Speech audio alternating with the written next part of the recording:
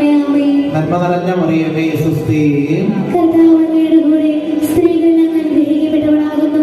അങ്ങയുടെ ഉദരത്തിൻ ഫലമായി ഈശോ അനുഗ്രഹിക്കപ്പെട്ടവനാകുന്നു.